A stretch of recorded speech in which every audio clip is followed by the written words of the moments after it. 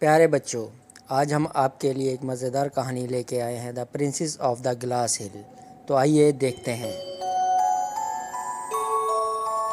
ایک بار کا ذکر ہے، ایک کسان کے 3 بیٹے تھے اور بہت سارے کھیت تھے اس کے۔ وہ ایک خوش مزاج آدمی تھا، سوائے ایک چیز کے۔ ہر سال گرمی کے آخری دنوں میں اس کی فصلیں کوئی چیز کھا جاتی ہے۔ اس نے جلدی اس کے بارے میں اپنے بیٹوں سے بات کرنے کا فیصلہ کیا۔ میرے بیٹو، مجھے آپ کی مدد کی ضرورت ہے۔ موسم گرما کا آخر ہے اور مجھے ڈر ہے ہر سال کی طرح کوئی ہماری فصلوں کو پھر کھائے گا۔ اس کی حفاظت کا راستہ تلاش کرو۔ گرمی کے گزرنے تک آپ کو ہر رات کھیت کی حفاظت کرنا ہوگی۔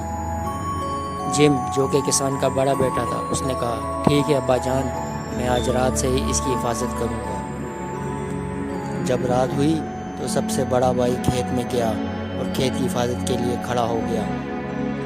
لیکن اچانک اس نے زوردار شور سنا اور وہ زور سے چلایا، کون ہے وہاں؟ اسے کوئی جواب نہیں ملا، لیکن شور اور زور سے اور بلند ہوتا چلا گیا۔ جم خوفزدہ ہو کر کھیت سے بھاگ گیا۔ اگلی ہی رات کسان کا دوسرا بیٹا کین اس کی حفاظت کے لیے کھیتوں میں گیا۔ ابھی زیادہ دیر نہیں گزری تھی کہ اچانک پھر سے ایک تیز آواز آئی۔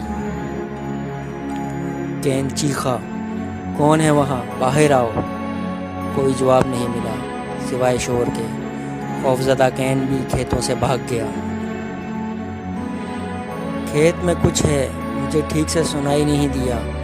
کین نے جم اور سیم کو بات بتایا۔ سب سے چھوٹے بیٹے سیم نے کھیتوں میں جانے کا فیصلہ کیا اور اگلے ہی رات کھیتوں کی حفاظت کے لیے چلا گیا۔ جب وہ اپنا کام کر رہا تھا تو اسے وہی تیز آواز سنائی دی۔ سیم بولا، یہ وہی تیز آواز ہے جس کا کین اور جم نے مجھے بتایا تھا۔ مجھے اس کا پیچھا کرنا چاہیے، لیڈر سیم نے کہا، اور وہاں چلا گیا جہاں سے آواز آ رہی تھی۔ جب وہ کھیت میں گیا تو اس نے وہاں سب سے خوبصورت چمکتا ہوا سفید گھوڑا دیکھا، جس کو آج تک کسی نے نہیں دیکھا تھا۔ اس کی پشت پر پیتل کا سوٹ تھا۔ سیم گھوڑے کے پاس گیا اور اسے تھپتھپایا۔ ہیلو، آپ بہت خوبصورت ہیں، کیا آپ کو میں ایک چینی کا ٹکڑا دوں؟ گھوڑے نے جلدی سے سیم کے ہاتھ سے چینی کا ٹکڑا کھا لیا۔ پھر اس نے کوچ کو سیم کے پاؤں پر گرایا اور وہاں سے چلا گیا۔ وہ فصلیں چھوڑ کر چلا گیا۔ سیم نے کوچ کو کھیت میں چھپا لیا اور صبح اپنے گھر چلا گیا۔ اگلے سال گھوڑا دوبارہ آیا اور چینی کے ایک ٹکڑے کے بدلے میں اس نے سیم کے لیے چاندی کا ایک کوچ چھوڑ دیا۔ اور اس کے 1 سال بعد اس نے اس کے لیے سونے کا ایک بکتر چھوڑ دیا۔ ایک دن گاؤں میں ایک اعلان ہوا۔ بادشاہ اعلان کرتا ہے کہ جو بھی شخص برف کی پہاڑی پر چڑھ سکتا ہے، جو کہ سلطنت کے آخر میں ہے، شہزادی سے شادی کرنے کی اجازت ہوگی۔ اس شخص کو پہاڑ پر جا کر شہزادی کو بچانا ہوگا جو برف کی پہاڑی کے اوپر ہے۔ مجھے یہ کرنا ضروری ہے، میں گاؤں کے دوسرے مردوں سے بہتر ہوں۔ اور اس طرح جم نے برف کی پہاڑی پر اپنی چڑھائی شروع کر دی۔ لیکن اس نے بڑی مشکل سے کچھ فاصلہ طے کیا اور وہ پھسل گیا اور نیچے گر گیا۔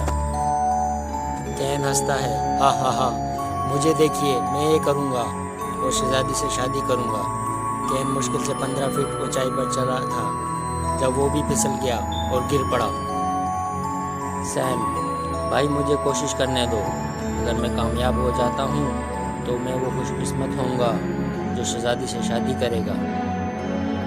جم نے جواب دیا، کین اور میں یہ نہیں کر سکے، جس کی وجہ سے آپ کو لگتا ہے کہ آپ یہ کر سکتے ہیں؟ کین، ہاں، آپ اسے کبھی نہیں کر سکو گے۔ سیم نے کہا، ہاں شاید میں نہیں کر سکوں گا، لیکن میں پھر بھی کوشش کروں گا۔ سیم اپنے بھائیوں کو چھوڑ کر برف کی پہاڑی پر چلنے لگا۔ وہ کبھی نہیں کر سکے گا، کین نے کہا۔ جم نے جواب دیا، ہاں، مجھے نہیں لگتا کہ وہ کر سکے گا۔ تبھی ہر ایک نے دیکھا کہ ایک گھوڑا سوار کانسی کا کوچ پہنے ایک چمکتے ہوئے سفید گھوڑے پر سوار پہاڑ پر چڑھ رہا ہے۔ گھڑ سوار راستے میں ایک تہائی حصے تک پہنچنے میں کامیاب ہوتا ہے اور پھر نیچے گر پڑتا ہے۔ کچھ دیر بعد گھڑ سوار اپنے گھوڑے کے ساتھ چاندی کے کوچ میں واپس آیا اور دوبارہ پہاڑی پر گیا۔ وہ 2 تہائی راستہ چلا اور نیچے گر پڑا۔ تھوڑی دیر بعد سوار سونے کا ذرہ باندھ کر واپس آیا اور اپنے گھوڑے کے ساتھ دوبارہ پہاڑی پر چڑھنا شروع کر دیا۔ اس بار اس نے کر دکھایا اور شہزادی کے پاس پہنچ گیا۔ شہزادی نے پوچھا، گھڑ سوار کون ہو تم؟ سوار نے اپنا ہیلمٹ اتارا اور کہا، میرا نام سام ہے اور شہزادی میں تمہیں بچانے کے لیے آیا ہوں۔